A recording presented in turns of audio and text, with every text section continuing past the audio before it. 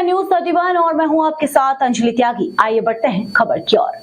केंद्र सरकार संसद में एक ऐसा बिल पेश करने जा रही है जो वक्फ बोर्ड के अधिकारों में कटौती कर सकता है। जी हां, केंद्रीय कैबिनेट की हालिया बैठक में वक्फ अधिनियम में लगभग 40 अगला संशोधनों को मंजूरी दी गई है, जिसके बाद देश भर में विवाद खड़ा कर दिया है। वहीं और कई मुस्लिम नेताओं ने इस धार्मिक स्वतंत्रता पर हमला करार दिया है। वहीं इन तमाम विवादों के बीच आइए जानते हैं वक्फ बोर्ड क्या है और वक्फ अधिनियम एक्ट क्या है और सरकार क्या संशोधन करने जा रही है। आपको बता दें कि वक्फ अधिनियम 1995 के तहत वक्फ संपत्तियों का प्रबंधन और प्रशासन मजबूत किया गया। इसमें वक्फ संपत्तियों की पहचान, पंजीकरण और इनके प्रबंधन के लिए दिशा निर्देश भी दिए गए हैं। लेकिन वक्फ अधिनियम के सेक्शन 40 पर सबसे ज्यादा विवाद है। इसके तहत वक्फ बोर्ड को यह अधिकार है कि वे किसी भी संपत्ति को वक्फ संपत्ति घोषित कर सकता है और इसे शिया या सुन्नी वक्फ के अंतर्गत रख सकता है। लेकिन इन 40 कानून में संशोधन के बाद कई बड़े बदलाव इनमें सरकार करने जा रही है, जिसको लेकर मुस्लिम नेताओं ने विरोध भी जताए हैं। वहीं भोपाल से विधायक आरिफ मसूद ने विरोध जताते हुए कहा कि सरकार की नीयत खराब है। इस वक्फ एक्ट को बदलने में ये कहते हैं कि जो वक्फ संपत्तियों के ऊपर अवैध कब्जा है उसको हटाया जाएगा। जो वाकिफ की मंशा के हिसाब से जमीन दी गई थी उसके हिसाब से उसका यूज और यूटिलाइज किया जाएगा। तब हम समर्थन करते हैं। ये केवल सरकारी संपत्ति बनाने के लिए वक्फ एक्ट के तरमीम है। निजी व्यक्तियों द्वारा एक अच्छे कोर्स के लिए समर्पित की गई और उसको बदलने की मंशा सरकार की है। उसको सरकारीकरण करना चाहते हैं, इसलिए ये बिल लेकर आई है। मैं तो केंद्र सरकार में सहयोगी नीतीश कुमार और चंद्रबाबू नायडू से पूछना चाहता हूँ, क्या वे भी इस तरह के बिल पर अपना समर्थन सरकार को देंगे?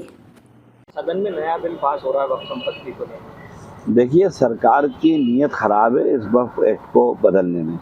ये वक्फ एक्ट बदलते इस बात के लिए तो हम इनका स्वागत करते हैं कि अगर ये कहते हैं कि जो वक्फ की संपत्तियों के ऊपर कब्जा उसको हटाया जाएगा, जो वाकिफ की मंशा के हिसाब से जिसने ज़मीन दी थी उसके हिसाब से उसका यूज़ और यूटिलाइज किया जाएगा, तो हम समर्थन करते हैं। ये केवल सरकारी संपत्ति बनाने के लिए वक्फ एक्ट का तरमीम है। जो वक्फ की संपत्ति है, क्योंकि वक्फ की जो संपत्ति है वो सरकार की नहीं है, वो निजी व्यक्तियों द्वारा एक अच्छे कॉज के लिए समर्पित की गई है और उसको बदलने की मंशा सरकार की है और उसको सरकारीकरण करना चाहते हैं। केवल इतना मकसद। अवैध कब्जादारियों को लेकर बनाया जा रहा है बिल, बताया जा रहा है। कह रहे हैं अवैध कब्जादारी पूरी सरकार पे नामांतरण कर रहे हैं। कहाँ है, कैसे? उनका अमेंडमेंट बिल आन दीजिए, पूरा फिर बता देंगे हम आपको।